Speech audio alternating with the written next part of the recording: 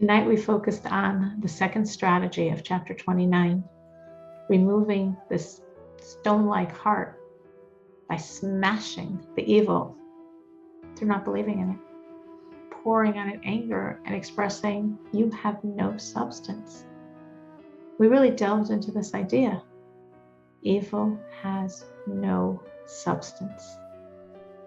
It only has the power of my belief in it. And when we really internalize this concept, it's very life-altering. Enjoy. All right, so last week, we started the second strategy, meaning we said that this person, has a condition, an illness called Timtum Halev. My heart's unfeeling. I feel like I don't feel, like I don't care, whatever. And the Alter Rebbe was like, whoa, you're sick. This is a serious situation. And because it's so serious, the Alter Rebbe was saying, I'm giving you 3 approaches, 3 different strategies how to heal yourself. And obviously, if one is or isn't suffering from this malady, there's still plenty we can take from these ideas, and we can still apply these strategies to our own life, even if in general we're feeling and caring, but there's still certain areas where they will be very applicable, as we were discussing last week with this new strategy. So the first approach was, think the thoughts that will emotionally break you. And by breaking your heart emotionally, you're breaking the grip, the hold evil has that's interwoven with your heart. So you're breaking your heart, you're breaking the animal energy in your heart, you're releasing your heart from that stone-like, deadened, I don't care space. And again, if I do or don't have that illness, I can still use the general concept as well as the specific details in terms of my own serving God. And last week, we began the second strategy. Now, in the second approach, the first approach is sort of, you could say, a bit intellectual, meaning you have to think and really, really get into these thoughts to be broken by them. The second approach uses a different strength. It uses emotion. And most specifically, it uses the emotion of anger. So someone who has a lot of anger inside of them, great, this strategy is for you. This strategy is going to help you. Because this strategy is really taking that anger. It's so beautiful. You probably always thought, oh, anger, that's such a difficult struggle I have. That's such a challenge I have. And you're actually finding out here that anger is a gift. When you use it for God, anger is a gift. So we're going to take that anger and I'm going to use it to pour it on my own evil, on my own animal soul, on my own evil inclination, and I'm going to crush that with my anger. So in this strategy, now again, as we said last week, and 2 people spoke, it was so beautiful how people shared very, very practically how they've actually used this strategy in the past. That was really cool. Without having learned it in Tanya, they already got it. So it doesn't have to be only for a stone-like, deadened, I don't care critical illness. It could be in any situation where you feel, I'm going to pour this anger on the evil inside of me. And by doing so, I'm just going to release its power. But looking at it in the text, as we read last week, the person is saying, I am so angry at this evil inside of me that's blocking me from feeling. And we pour our anger on it. And we say to it, you are evil, you are disgusting, you are despicable. How long are you going to block before me the light of God? God is everything. God was, is, and will be. All is God. There's nothing but God. And I don't see a thing. And you know why I don't see a thing? Because of you. Because of this creepy, horrible force that's blocking me from the truth that should be apparent from my eyes. And it's not apparent. And why is it not apparent? Because this evil is gripping me and blocking me from the reality of God. And I just want to pour my anger on this evil that is so harming me. And you know what? I'm vivifying it. Because the Rebbe says, and this is an incredible, if you will, byproduct, plus outcome, besides all this anger poured on the evil removes its power, so the stone-like deadened, I don't care condition just removed, there's also temporarily a literal physical sight of God. Because truly, I don't see God because of the evil. And when that evil's gone, and that evil's gone when I don't vivify it, because I'm the source of it, I'm energizing it. I'm energizing my own problems. When I don't energize it, it doesn't exist. And if it doesn't exist, I can truly see God. And that's what happens when I really, really focus and pour my anger to the degree that I consciously remove any vitality from it. So we discussed this last week. Did anyone try to do this strategy to get angry at their evil over the course of this past week? You can share, you can raise a virtual hand, you could start talking.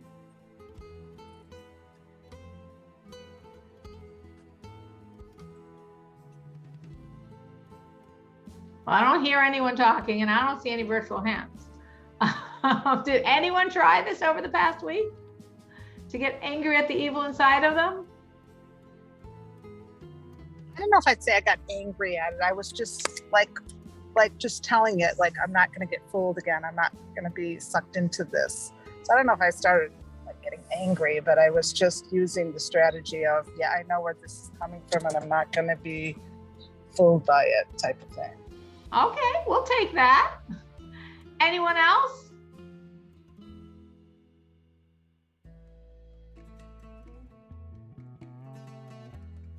I sort of tried. It didn't work so effectively, meaning I guess like Fruma, I couldn't get to that space of anger. I think I needed to more like get angry. I wanted to get angry and I thought about it beforehand. I knew exactly the situations when I wanted to get angry, but like, I don't think I came to the anger. Maybe it's either it's more natural in your psyche, so it's easier, or maybe you got to work harder on consciously feeling anger. So mine didn't work as well, but I'll ask Fruma. Fruma, did it work? Did you feel that when you were saying, I'm not getting fooled, it like backed off, it shrunk a little? I think so, because my mind starts carrying me into stories after stories after stories. And when you could stop yourself in the tracks of it starting to build up and just say, no, I know where this is coming from, we're not going to listen to it. I'm a very emotional, passionate person in nature, so I don't have so much apathy. I have emotion. but I did feel like just identifying it as you're evil and I'm not listening helped me not get into the stories as much. So I think it did help. But I don't know if it's not like exactly. And that doesn't sound like you had to be so angry. It was more like, I'm not getting fooled by you. Like, hello, I know it's you. I know you're powerless. I know I'm giving you all this power and I'm not interested in playing this game anymore. So stop. Anyone want to try it this coming week? Because of course, the learning of Tanya, we want to be very practical. We study, we learn, and of course that's really special. And as we're coming to Shavuos, we definitely just can take a minute and stop and think about this beauty that we can learn God's will and wisdom, learn God's word, his thoughts, his law, his Torah. And that's amazing. And as we're studying, we are, as the Tanya explains, feeding our soul. It's the only thing that feeds our soul is Torah. We are absolutely one with God. The only thing that makes us one with God is Torah. And we're holding him inside of us. As we understand that piece of God is literally inside of us and literally being held. In progress. So it's really an amazing, amazing, amazing gift learning, even if we didn't apply it. But we would actually like to apply it. So anyone's going to try to apply it this week, you could do it as the Alter Rebbe is saying here in Tanya, the real deal of just pouring that anger on this creepy, evil, horrible thing inside of you that's messing you up and blocking you from the true reality of God. Or, and I think it was perfectly legitimate, Firma's application, which is the awareness. saying, I'm labeling this. This is not reality. This is evil. This is not the truth. This is Yetzer Hara. This is evil inclination. This is not my truth. This is not God's truth. This is fake. This is false. This is evil. And I'm tired of falling for you. I think that perfectly works. All right. So Lisa's going to give it a shot. Anyone else? This is like an auction, but it doesn't cost you anything. It only helps you. I'm going to give it a shot again. I'm going to try to do it as Fruma did and just try to have that awareness. I know it's you. It's not reality. It's you. And I'm really tired of being sabotaged, especially that I'm feeding you. That like feels horrible. Sarah said she's going to try. Great. We got a third person on board. That makes a chazaka of the three of us. Anyone else? Don't give me so much responsibility. I am. Sarah, you're holding the chazaka up. It's only three because it's you. So you got a lot of responsibility. Cyril, this is Marina. I want to ask you something. Uh-huh. I was not able last time to listen, and I did not listen. Can you, in few words, tell me what we have to be? How do we? For what we have to be angry on us? For what?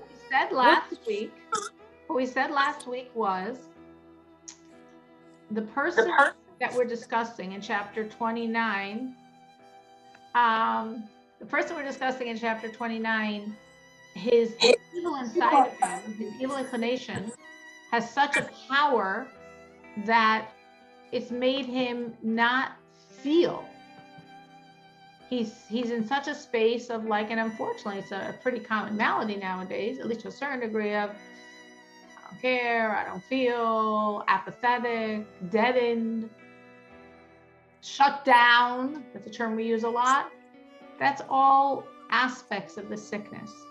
So the approach the Alter Rebbe suggested that we began last week was take this power of anger that we all have to a certain degree, and some have more than others.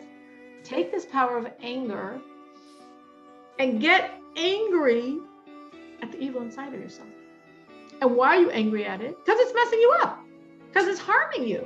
Because the only reason you're not feeling is because of it. You naturally are a piece of God. Every Jew is a piece of God. So every Jew completely feels and loves and fears and has enormous passion for God. So how come I don't feel all that passion? Because this evil inside of me, this slimy, creepy, horrible evil inside of me is blocking me from my own reality. And I'm angry at it that it's messing me up like this. So what I want to do is really like call it what it is and say, you are evil, you are disgusting, you are abominable, you are horrible. How long are you going to do your horrible tricks of harming me, of blocking me from the truth? What's the truth that should be apparent to my eyes? God's reality. Why don't I see God's reality? Because of you. But I actually thought what you just said. I wasn't sure if I understood. But my probably question is, I don't feel unempathetic. I don't feel depressed. I don't feel down. I'm very happy. I'm very enthusiastic. So what do I need to work on? So that's what Fruma was saying. So Fruma, before you asked the question, already responded, because Fruma said she doesn't feel apathetic. She said that's not her issue. She's got other issues. But she still was able to use this technique for something else where the evil trips her over. So in the Tanya, which I'm at a person who's apathetic and shut down and doesn't feel. Let's say you're very passionate and very alive and know how much you love God, but because of the evil, you're depressed. Or because of the evil, like Fruma said, you spin stories for yourself in your brain. Or because of the evil, you're not, you're eating foods you shouldn't eat that are going to harm you. Or because of the evil, you're saying words that are not positive, not respectful. So we can still use this technique of saying, wait a minute, that's not me. Understand. That's not me. I'm godly. What are you doing messing me up like this?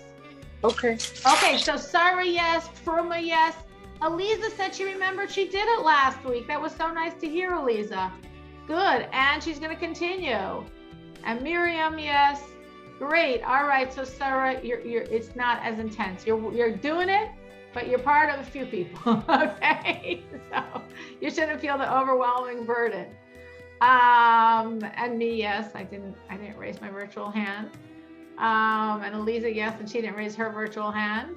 So we have at least 6 of us, and hopefully more, that are going to really try, each one of us in our own way, to use this strategy. And maybe if someone has a situation specifically where they think it would work well, they could share it, or each person can use it in their own personal situations, either in general or very specifically in something where we like, oh, come on, evil inclination, this is ridiculous. Like, what am I giving you all this power for? Why do I want you to have this power over me? Actually, I don't. Actually, I'm tired of you having this power over me. Actually, I'm disgusted that you're messing me up. And I'm even the cause of it. So that's even worse. And I'm just done. I'm done. I know it's you. You know it's you. And I know it's you. The game's over. It's not me. It's you. So let's stop. That's in essence what you're saying. And it's true. And as the Rebbe is going to go on and say, as we discussed last week, 2 points. One, that it's really only because of this evil that you don't even see God's reality. If it wasn't for the evil, you would see God's reality because the evil is blocking you from that. That's pretty horrible. And the other thought, as we're saying, is, and the evil has no power except what you give it. No power except what you give it. Which is a very, very, very strong thought. Because we get so messed up. And I messed up by something that has no power except my belief in it. So let's continue reading. So let's maybe reread actually that point. So I'll start, because we're in the middle of this, at the top of the second side of Lamed Zayin, page 74. V'hine, so behold, through this, Al Yedei Zeh, through this, through screaming and pouring anger at the evil inside of you, Yoyil l'nafsha elokis l'ha'er eineha be'emes, yichud or insof b'r'iyah chushes. This will help, this will benefit the godly soul to illuminate her eyes in truth, to see the reality, the true reality, the infinity of God, the union of the infinity of God's light with a tangible sight. Not in my mind's eye, I'm conceptualizing. I'm actually, literally seeing. Not that I'm understanding. I'm understanding too, but I'm seeing God's reality. It's explained in another place. Of course, it sounds like a messianic reality. This is what's going to be like by the times of the redemption. But the Rebbe is saying now you get a taste of it. As long as you can keep that anger up, which is hard, so it's not going to last forever. But as long as you can keep it up, you can get this taste of God. That this is the root, this is the source of all service. Rebbe is saying here, when a person can really pull out of themselves so much anger on the evil, it temporarily ceases to exist. It's gone. Temporarily. As soon as you lose your focus, it comes right back. But it temporarily ceases to exist because it only exists because I give it power. I energize it. I energize, not just in the world, in myself. I energize the evil inside of me. Meaning all of me is ultimately coming from my godly soul, my animal soul, my evil inclination, my body. It's all being vivified by my godly soul. So the evil in me is being vivified by me. I'm empowering my own enemy. I'm empowering that which is harming me. But it's hard to stop because it's sort of just our nature. It's sort of what we're used to doing. It's sort of what we're used to believing in, and the belief is the power.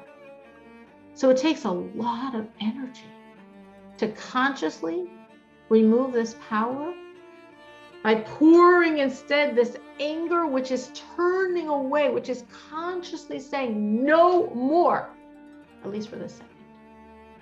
And for as long as you can be so intently focused, which is very difficult because it's enormous intensity. I don't know how you do that on anything else.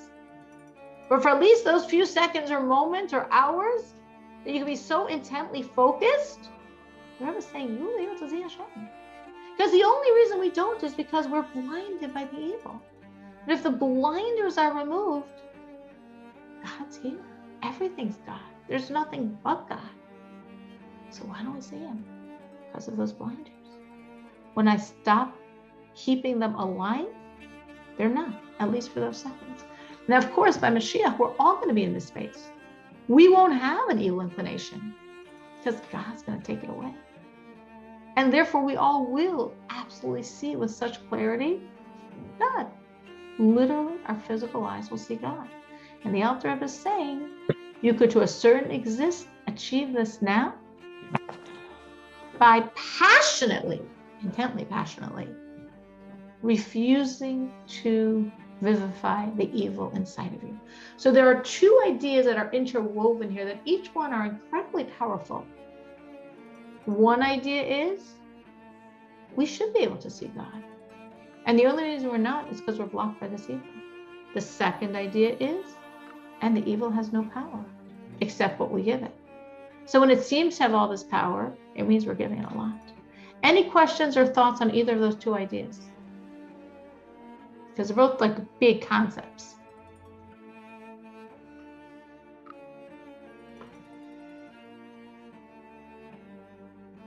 Okay. So continue. Sure.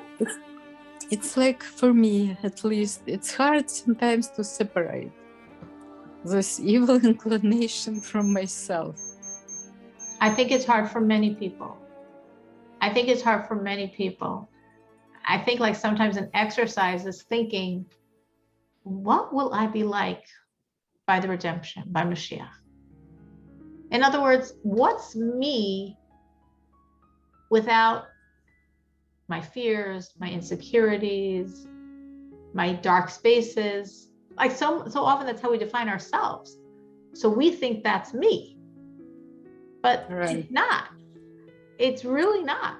Really, all that's going to disappear because God's going to take away the evil. And then everything, how that's manifested in me is also going to be gone. So what's going to be left? What's me? Yeah. So I don't think you're alone in that. I think, again, that's why what I was saying before was true. I said that our natural condition is to believe in and to vivify the negativity inside of us. We believe we're fearful. We believe we're anxious. We believe we're self-conscious. We believe we're incompetent.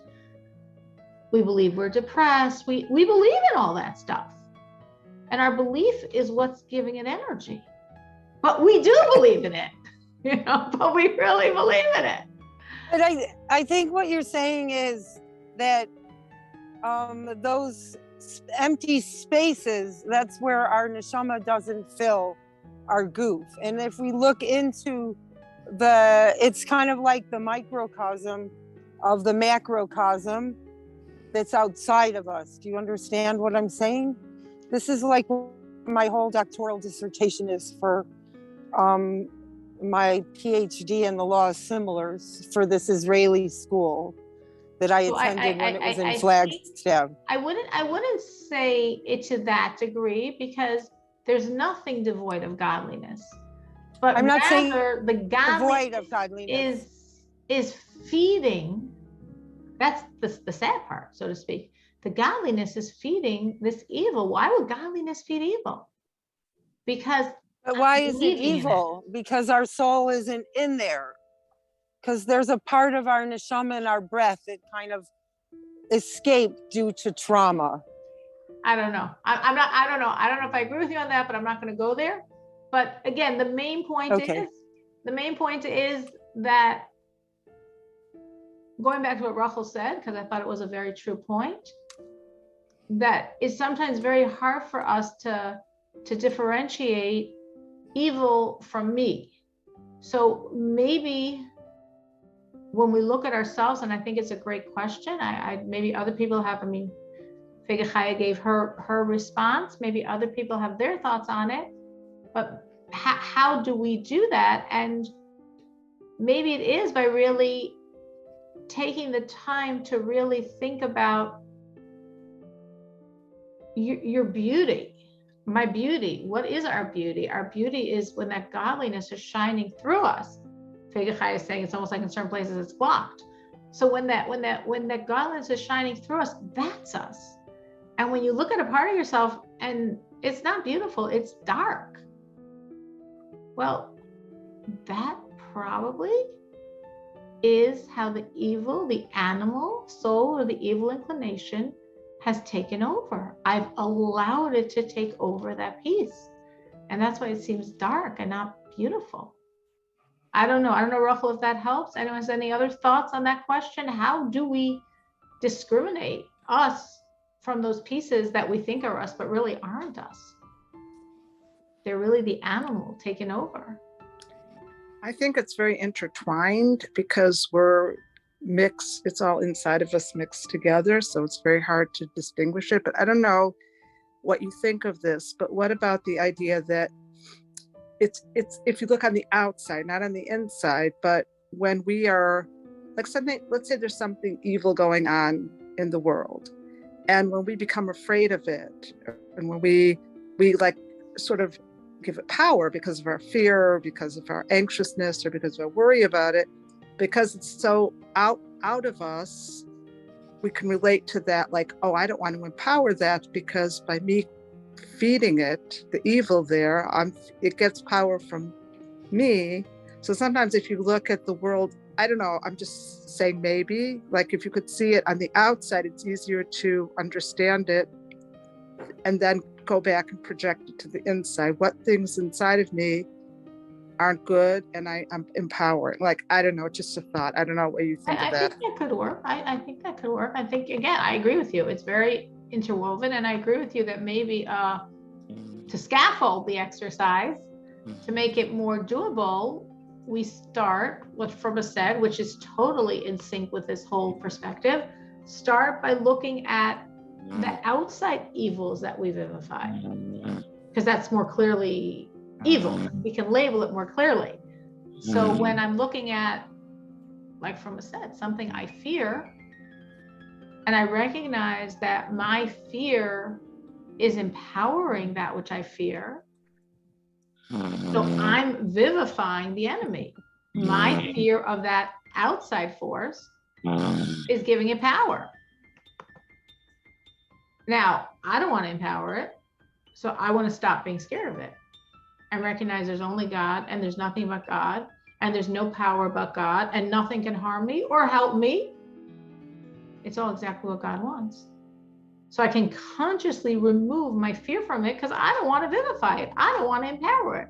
I don't want to give it any more credence in life than it has. And all these things of evil start off with very minimal life. They only have a lot of life because of our energizing it.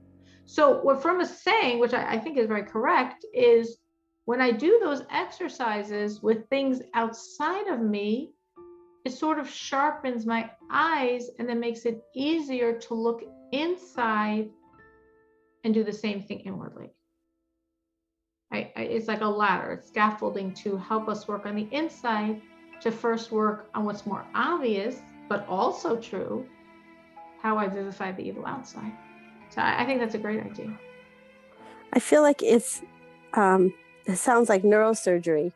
Also, and it also sounds like exercising a muscle, meaning the more we turn the light on to the truth, the more we're aligned with emes, the more it can't exist. Because anything that is going to be a lie. So when we continually exercise this muscle, which is a muscle of seeing truth, to illuminate, shed light on, align with, see what emes is, that's what I feel like, that it doesn't have a space anymore. It's just like it can't exist there anymore. You're absolutely right. And that's another technique And what Yehuda is saying is it's emes or it's sheker. It's true or it's false. So the more we're aligning with truth, the more what's false should be apparent as false, because it's not in sync with truth. So then again, it's easier to reject when I'm using that as like the barometer, the discrimination. Is this false or is this true? Now, of course, there's a lot of things we believe in, so we think they're true. But then when we really try to shine that light of God on them, we see they're not true, they're false. And yes, all evil is false. All evil is false. It doesn't mean we don't believe in it, but we're believing in something that's false. We truly believe in something false. So we have to discriminate and say, but no, if I shine God's light, that's not real. It's not real. I see this from a nose about this also. I do this thing with soul wisdom where I'm trying to get to like the truth for somebody when they're grappling with something. And it's so interesting because when you're holding a space for someone else, the lies are so evident. And yet I watch them believing the lies. Like they're talking, and you see like a Jewish mother that's so hard on herself. And she has all these stories that aren't true. And it's just amazing when their soul tells them the truth to all their lies. You know, it's just, but it takes a long time to get there because we have so many ways we hold on to it. We are so... Isn't that crazy? Yeah. We have so many ways we self-harm, you know? It's Tell like, us the ways. It's true though. We all, that's what I see. And then even when the truth comes out, sometimes it's like they're shocked by their own truth and it's hard for them to accept it. It's really interesting. Right. It's hard. It's humbling. It's vulnerable. Yeah. It's all of the above. And that maybe goes back to what Rachel was saying about sometimes it's hard to discriminate what's the evil versus what's you, because I think it does make someone feel very exposed and vulnerable to say, well, this thing that I put so much energy into, that I put so much belief into, it's all not true.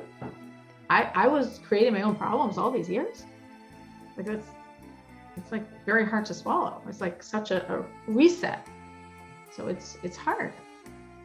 It's hard, but it's very, very, very empowering. So I think this concept, so Miriam asked before, so what's this relevant? I'm not stone-like, I don't have this illness. And I think what we're saying in this discussion maybe is fleshing out how completely relevant these ideas are for all of us, including those of us that are very emotional and very passionate and don't have a stone-like heart at all, but still, these underpinnings are very, very, very relevant for all of us. So hopefully there'll be even more of us that are going to be on board. And this week, we're going to try to use this technique. You could use it for one thing. I'm going to try it on one thing specifically, maybe two. Just to try to really, it's so exciting. It's so exciting to me to think, whoa, I can get over this. I can get over that falseness that I'm half buying as truth. I mean, I know it's false, but I still buy into it. Very exciting. This is the roots of all avodah. This is the roots of all divine services, recognizing that evil's a lie. That's what Yehuda said it, that evil's a lie. That it's the absence of truth. That it's the barrier to God. And when that's gone, what's revealed is the truth, is God. And that I'm the one empowering it. And the reason for this, the reason why this is true, why is it true that if you're really angry at your evil, it ceases to exist? And you see God. I mean, that's like a pretty powerful thing for the Alter Rebbe to say, it ceases to exist. You see God. I mean, those are huge things. How are we saying that? The Rebbe says, because evil has no substance. It has no substance. And as Froma correctly pointed out, we mean the inner and the outer. It has no substance. That's why classically we compare the evil to darkness. What's darkness? It's not a substance. It's the absence of light. It's not an existence. That's why light dispels darkness. Because what is darkness? It's the absence of that light. When the light's there, there is no darkness. There was no fight. It's not a substance to stand up and fight. It's a non-existence. That's what evil is. That it has no substance at all. Darkness has no substance. And therefore, automatically,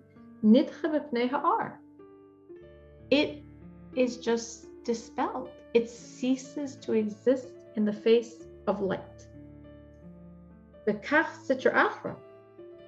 And similarly, evil. You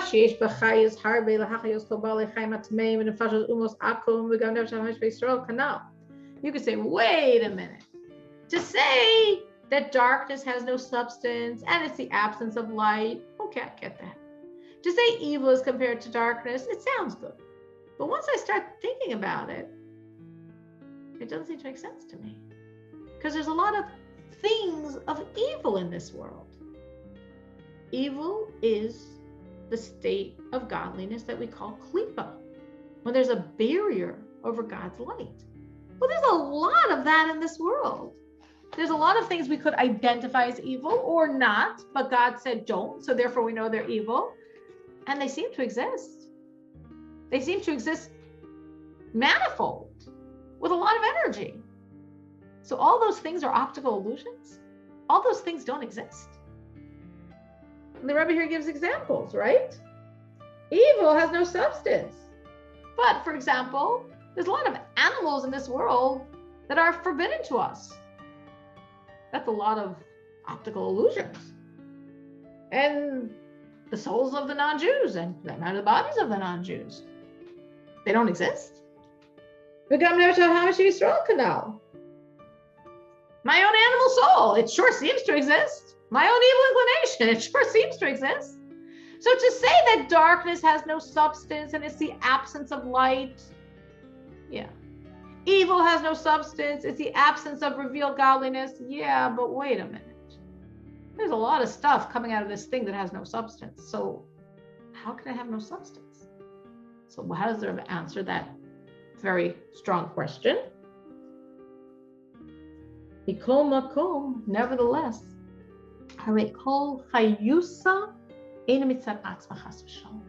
whatever you see or know of that's vivified by evil, it's not that those things are optical illusions, but the energy isn't really coming from the evil because she doesn't have any energy.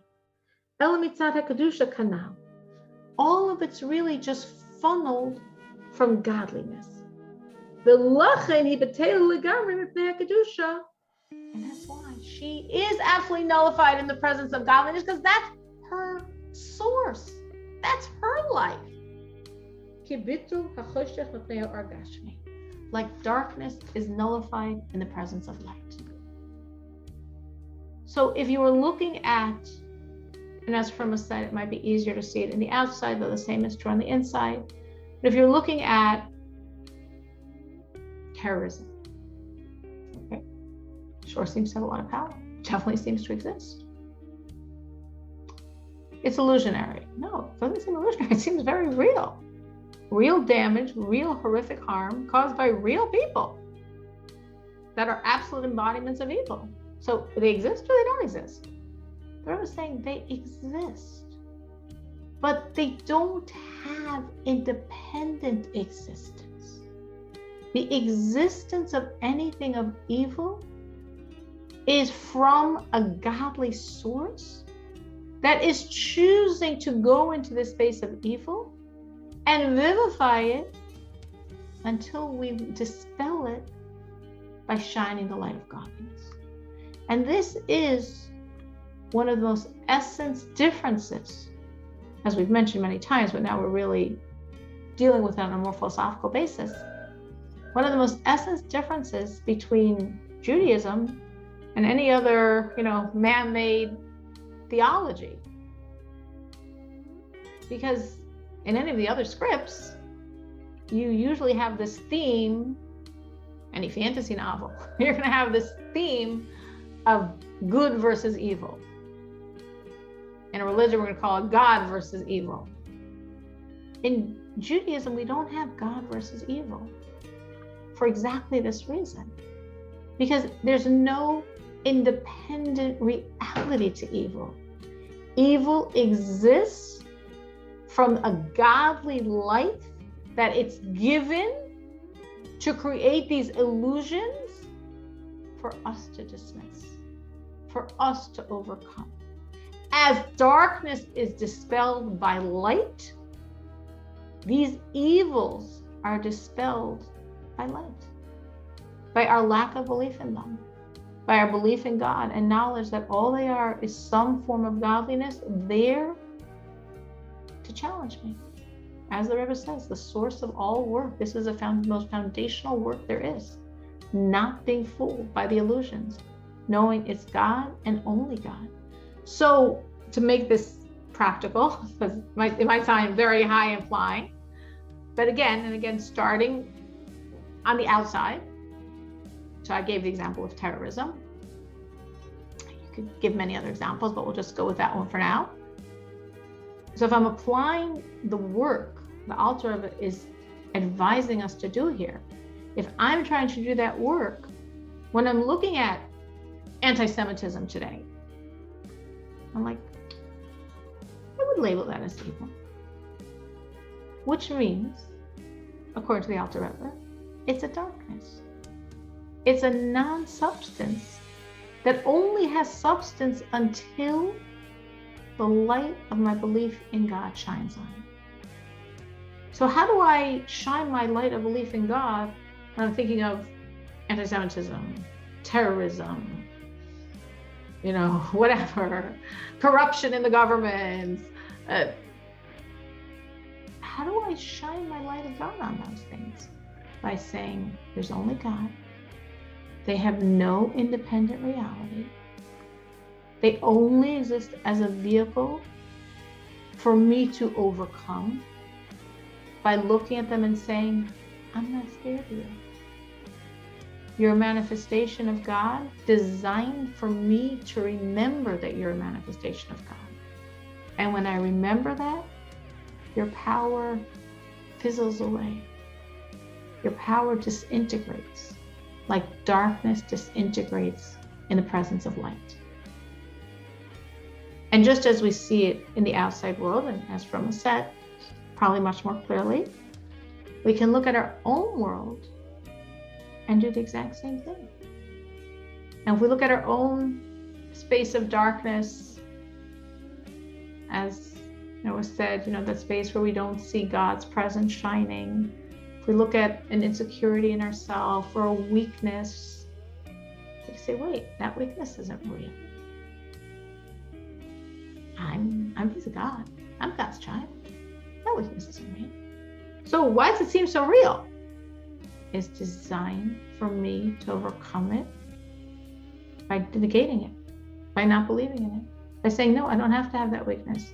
I don't have to have that insecurity. I don't have to stumble and fall in that wrong again, because it has no substance unless I believe in it. And I'm not believing in it. So when you're hearing these words, evil has no power, it's all illusionary, it's all what we give her, how does that make you feel?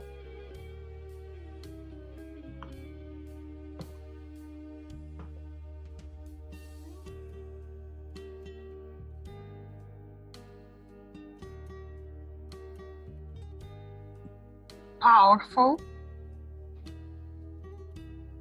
Because I'm piece of God, and if I have the strength, I'm connected to the godliness, and if the evil doesn't have substance, then I'm much stronger because I'm connected to the real essence, right? And I can overcome something that doesn't have essence. I can overcome something that I didn't think I could overcome because I thought it had power. But now I'm finding out it doesn't have any power, so I should for sure be able to overcome it. I have all the power. It has nothing. What a contest. Why do we lose? It's so silly.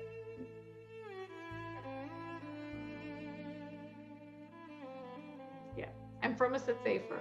And someone else? How do you feel when you process these ideas? Can I just mention something? I forgot at the beginning of the class to ask that the class should be in memory of my Bubby Toby. It's mamash, tomorrow night's her 60th yahrzeit. Wow. Wow. And I meant to say, but we jumped in. Definitely. And you were on time, but we jumped in. Yeah. Taiba Bas Yitzchak Zev. Amen. Should be everything we did tonight and are going to do tonight should be an aliyah for the neshama of Toba Bas Yitzchak Zev, and I'm sure she has much nachas from all of her progeny, meaning you and your kids and your grandchildren. Yeah. Amen. Mirz Hashem. I'm sure. I wouldn't be who I am today without having had her for 10 years. She was,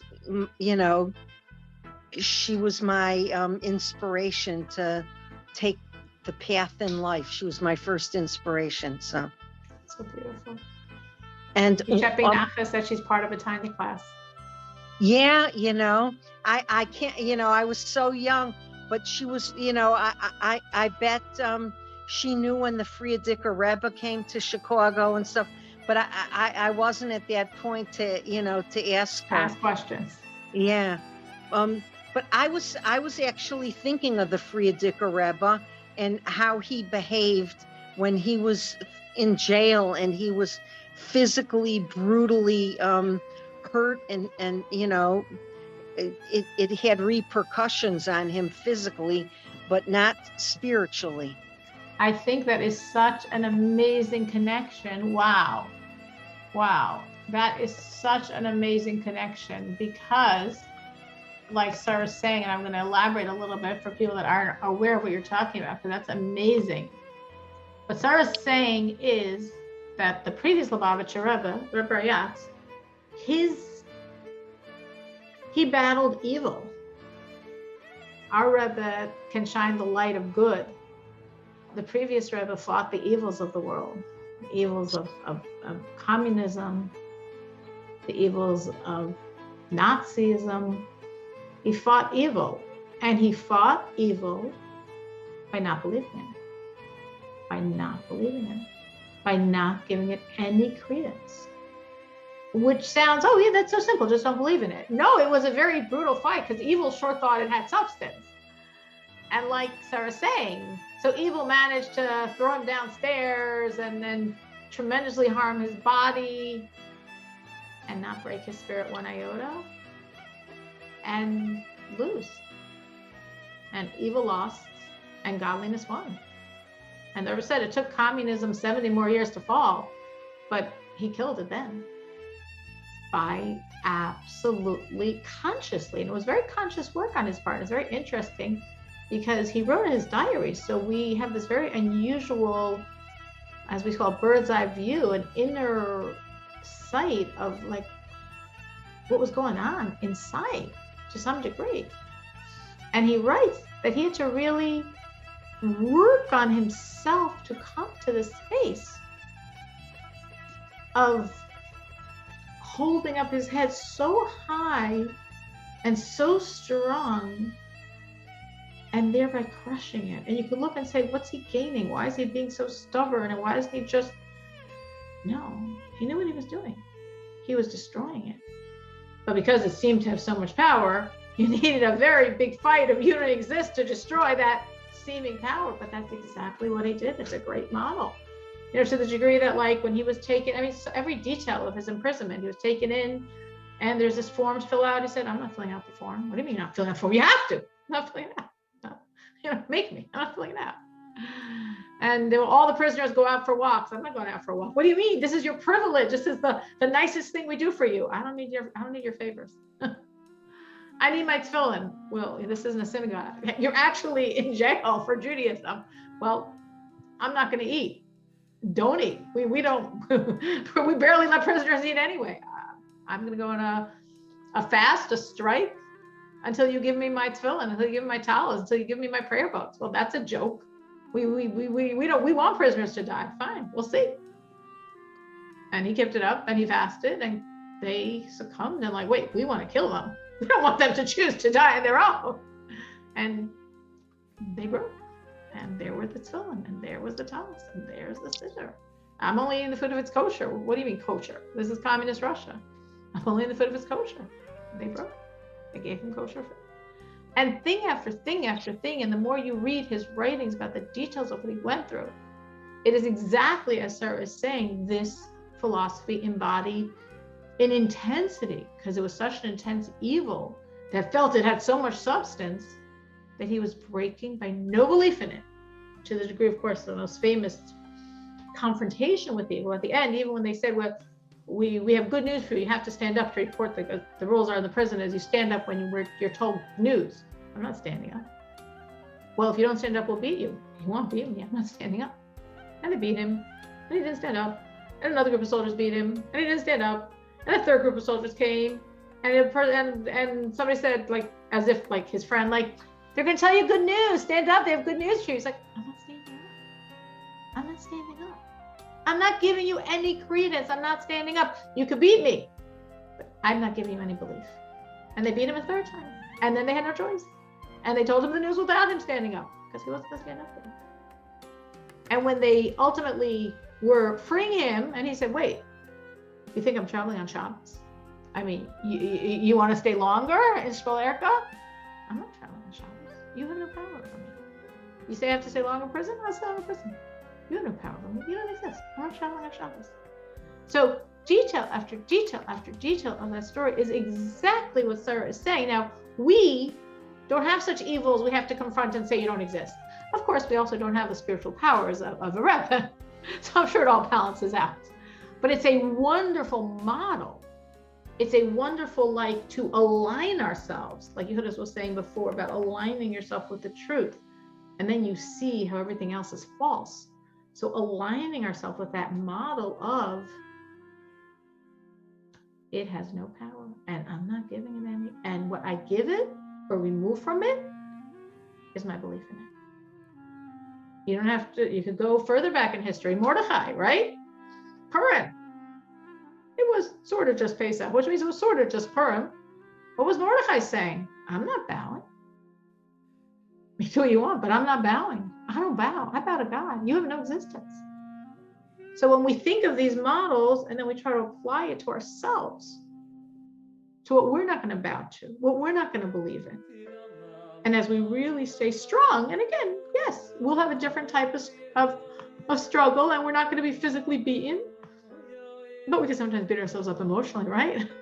But as we go through our struggles, as we keep in mind these heroes, what we come from, what Jewish strength is, we can say also, we're not bowing, we're not believing. And if we stick with it, it will cease to exist, because it only has a power we give it, which could make us feel so strong, could make us feel so safe, could make us feel so, oh my gosh, and all these years, I gave so much power, so much belief to something that has no power. Okay. The game's over. I don't want to do that anymore. I don't want to do that anymore. Anyone else? Any other insights? So Sarah, thank you so much. That was so insightful. Anyone else? Your feelings on realizing that so much of this is illusionary? So much of what we struggle with is made by us, for us.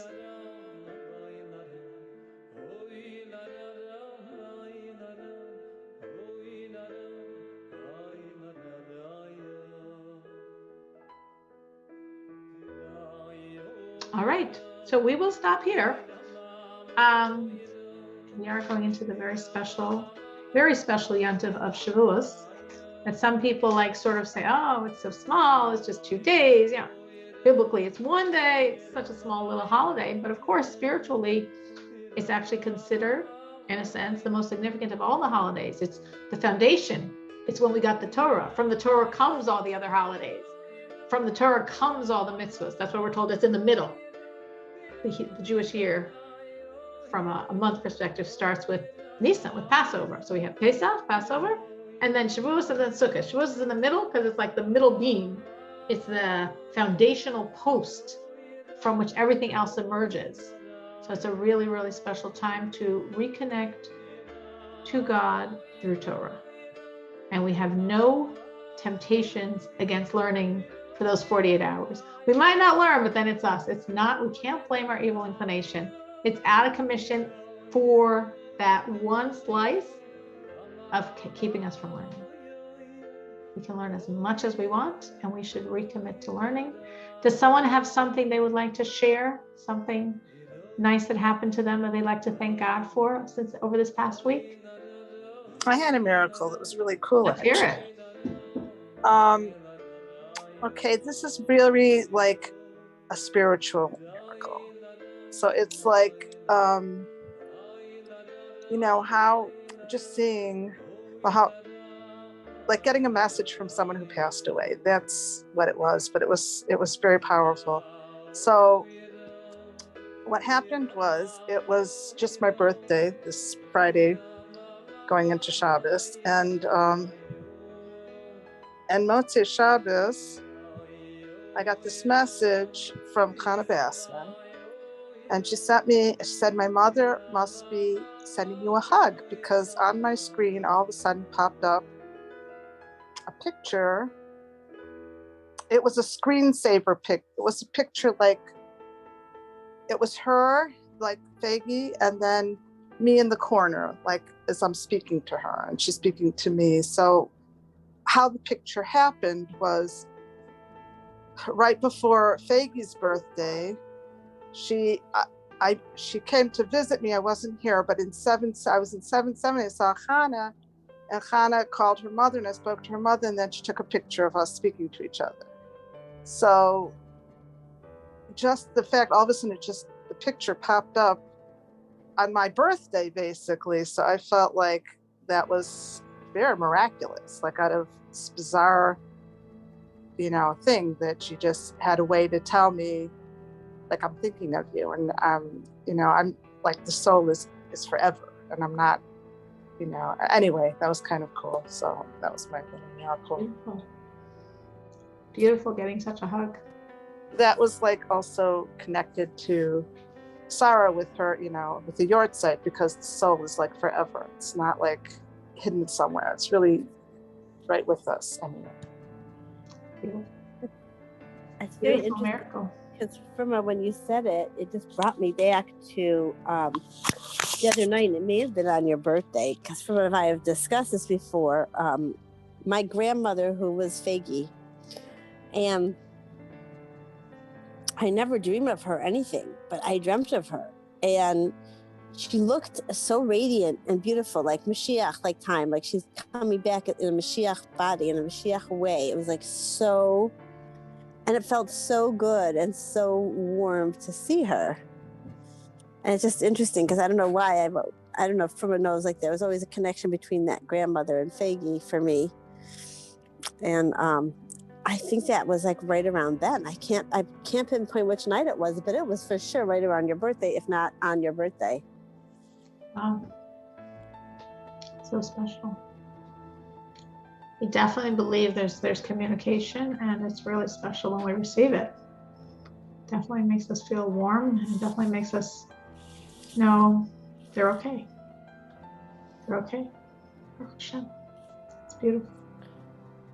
Anyone else? Anyone else have something they'd like to share? I'll share something. I was in New York for like, 11, 12 days. And my anicle had an upshernish. It was so nice. Cyril came. And just the whole trip was very special. I got to go to 770 a number of times. Got to go to the aisle, but I wasn't supposed to be running around that much, because I have this problem with a toe for a very long time, a little thing on a toe, but they're afraid I'll get an infection. So today I had a report into the doctor, and it wasn't looking so good to me. And I go there, and he says it's almost healed. And I walked around. I went to 770. I had magic with parking, finding good parking places for my son-in-law's van that I was using, and I was like shocked.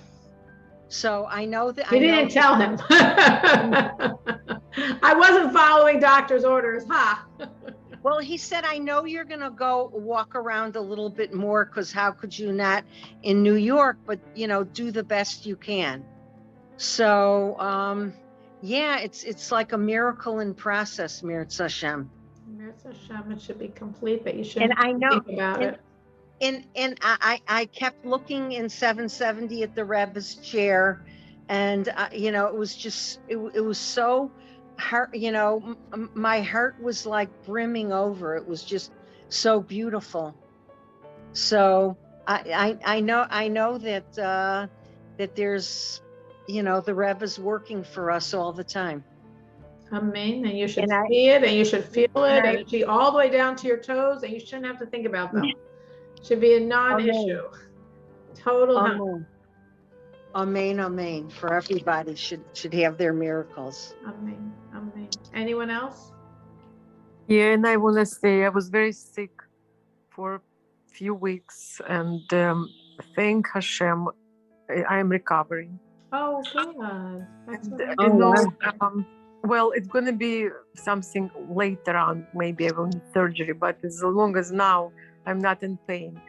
And interesting enough, like I truly believe, like when we talk to or send the letter to hell. So I asked you to go to when you're going to be there to put, and you did. And then when you reported to me, I felt, oh my God, this is exactly the day. But it was like yesterday, so it was Thursday. Miraculously, my pain gone. So I am very grateful. And my daughter yesterday had a car accident, and it was just vehicle broken. Maybe a little bit sore. I hope nothing gonna come out, but so far so good. Baruch Hashem. So many thanks every day. Yes, that's what we always have to think about. It's so easy to get stuck on the other stuff, and it's so important to just focus on the many reasons we have to say thank you. Put things in perspective for us. Anyone else? Anyone else has something they want to share, something they want to say thank you for? I'm so sorry for coming late. It's Dottie. I was at my brother's house. He invited me and my sister over because he found videos from 25 years ago. Wow, that was so special. It was so special, and like we got to watch my father before he passed away, and my mother. We haven't, we took videos of them. So my siblings and I looked at each other and said, we feel like we're right with them right now. It was this feeling like we're really with them now. We all said that. It's like they were reaching out to us through these videos. So it was very cosmic and beautiful. And the other thing I want to say is that I connected with somebody I hadn't seen in 52 years, and she's very interested in Yiddishkeit. And because of your passion and your feeling for Yiddishkeit, it rubs off on your students, so that we just have to help them. If they're interested, you give them what they need. I gave her an Egelwasser, I gave her a sitter, like whatever she needs, because that's something that you would do. So anyways, I'm just, you really affect us deeply, and we have to help others. So thank you very much. Thank you. I'll take it. Thank you. Spiritual children create spiritual grandchildren. I'll take it, and I appreciate it, and it should continue and continue and continue. We say that a person, the phrase the Rebbe uses a lot is, you want to moisten someone so much that they can moisten others. I guess it's probably from the Talmud. So yeah, where we're all supposed to spark each other, and then we spark more, and then we spark more, and then we spark more, and then never ending. How we want to just keep sparking everyone with all the flames of soul that's inside each one of us. It's enormous fires. So thank you for Amen. being Amen. God's messenger for that one. It's beautiful. Someone else? Well, this is, as we said, very special time. Very special. Today was Rosh Chodesh. Today was the day when we did it. Only time in our history. We united absolutely like one man with one heart. And we should be doing it again to get the Torah with such unity. Rebbe also says that before we receive the Torah on Shavuos, we should really commit, as we did then, that was a previous lifetime of ours, that we all said, Na'aseh v'nishma. God, we accept. They'll fill in the details later, but whatever it is, we accept. We completely nullify ourselves to you. We completely accept. We completely want to be your people. And that we should really go through that inner acceptance and nullification, that whatever you're telling us, God, we're doing. We want to be with you. We want to be one with you. We want to be absolutely you. And that's through this amazing gift called the Torah. That's why it's so important to go to shul on Sunday, to get the 10 Commandments one more time. I think it's like 3,334, but deeper than we ever got it before. And Hashem wants to give a piece of himself he's never yet shared. And we want to take it. And through Torah, we and him become one. So it's a really amazing Yontif, amazing opportunity. So next Tuesday when we meet again, we'll all be different because we got the Torah. What, We should meet in Yerushalayim. Amen. Amen. And different because we have the Torah. Sarah's story, right before the shir, before I came out, I was putting my granddaughter to bed and I was reading her stories from Sages of the Way. And Sarah's story reminded me of the story I read, which is also, both stories to me is like, here we have Matan Torah, with all the Yidden were healed. And so the story was about Rabbi Yehuda Hanassi, who was called Rabbi, and there was a situation with, I think it was Rav Chia and Rav Huna, something with to become the Nasi for of the Yidden. And I don't want to go through all the details, but Rav Chia went to him and he thought he was coming to take his place for Rav Huna to be the Nasi. And so Rav Chia felt really bad because here, this is his teacher. This is the Nasi, and he felt like he had offended him.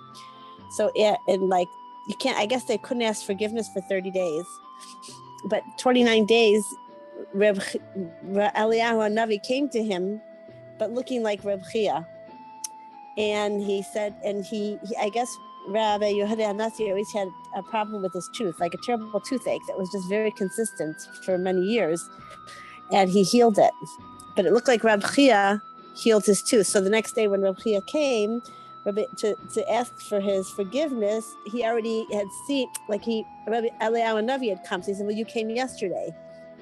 But it was that same feeling of like this healing that's coming through something that looks like something natural. That's what Sarah, she said that story, and it just felt like that same thing of like this special healing that here we come out of Iyar, which is a month of healing, and to Matan Torah, that we should all be healed. And I always think to myself, we're the generation, it's like the dream of my grandmother, that she was young and vibrant and beautiful. And I always think, we are not the generation to grow old. We are the generation to grow young. We are all going to be healed and come to that place because we are the Mashiach generation.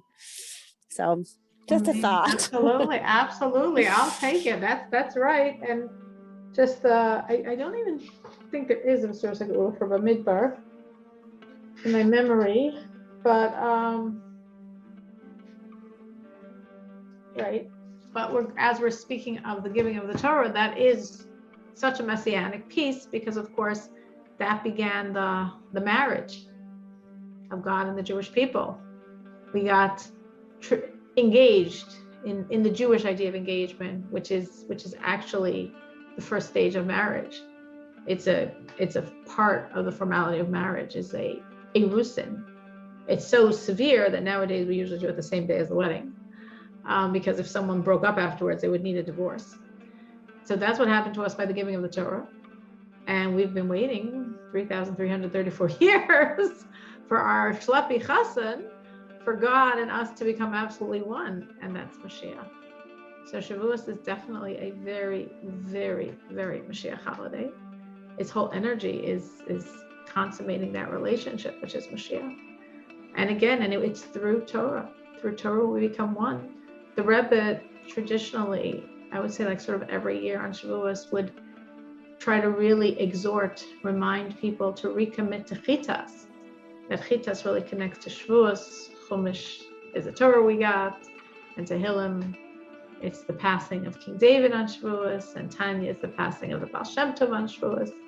So Chitas is sort of interwoven with the energy of Torah, the energy of David, the energy of the Baal Shem Tov, the energy of Mashiach, and it's something that we all can like sort of look at towards ourselves and commit deeper, commit to that part of Torah, commit to all parts of Torah, and really understand that as we learn Torah, this is how we change the world, change ourselves, change our inner world, change the outer world, and really allow for the complete consummation of that marriage, for the complete revelation of Mashiach now.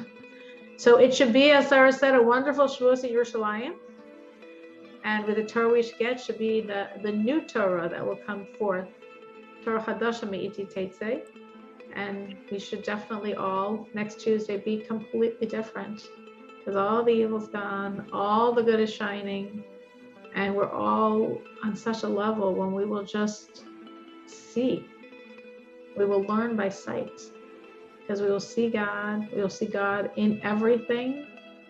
And we'll see God in ourselves. And that will probably be the biggest change. Thank you so much for joining. And Kabbalah Satar B'Simcha U'B'Pnimiyus.